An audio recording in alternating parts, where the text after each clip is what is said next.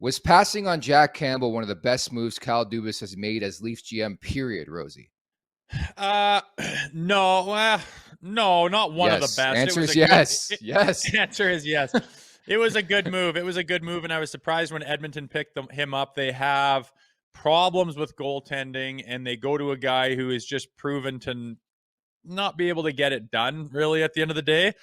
Just not good enough to go the distance, I don't believe, at this point in time.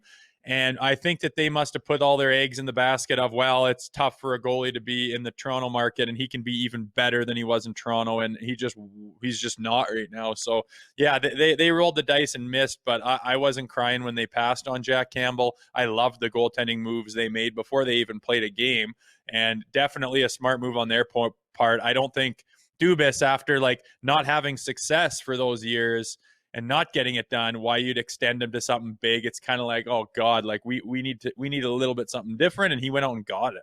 If it weren't for Stuart Skinner, I think Ken Holland would be out of a job right now. The guy was an all-star this year in Skinner. He saved the season. I mean, McDavid could do what he wants. Draisaitl the same. They can score the way they want, but Stuart Skinner has solidified that crease, which to me, that's the biggest story of this Edmonton season, if you can believe it, considering what number 97 has put together. But just look at those numbers for Campbell, man. He got 5 times 5, $25 million, 882, 357. Yeah, the wins are there because his team's ridiculous offensively.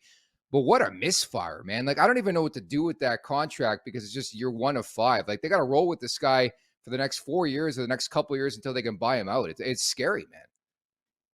Well, there's no one saying he can't rebound from this season, but like over True. 3.5 goals against is not ideal. And I hope to hell he plays tomorrow night, because it's going to be a good angle for us. It's going to be good to have him in there. I think he'll probably be nervous, and I don't think he's got all the confidence in the world. I think if you're going to try to throw him in there and give him some confidence, you throw him in against Columbus or something and see if you can get him a win and get going. This is a big game. The team's flying high. He's going to be gripping it a little bit, saying, oh shit, I don't want to let the team down. I got all these outside distractions. All the media is going to be up his ass all day long.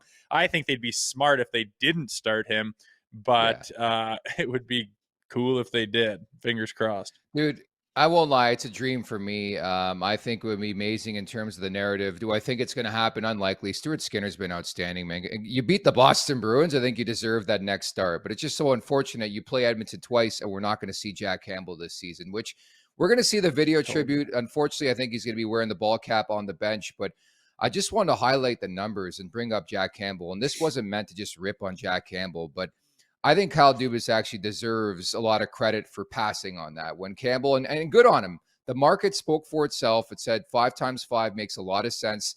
That's a good deal. That's what Campbell should command. He got it from a desperate team in the Edmonton Oilers, and good on the Maple Leafs to pass. But it's pretty crazy. I was thinking last night too, like in our wildest dreams, could we have ever foreseen a scenario like this where Jack Campbell is getting lit up left and right?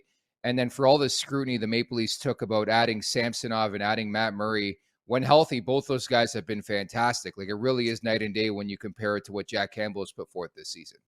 Yeah, I think last year was more of a what is Campbell going to do? Because he could be good, but he was very streaky, and you'd go on losing streaks because he didn't have his game. And it was a big groaner where it's like, fuck, we were ready to put the pieces together. And then Campbell kind of lays an egg, and we just haven't had that this year. We haven't had periods of time where we don't have a goalie that can save a puck. We don't have a goalie that gives us a chance to win.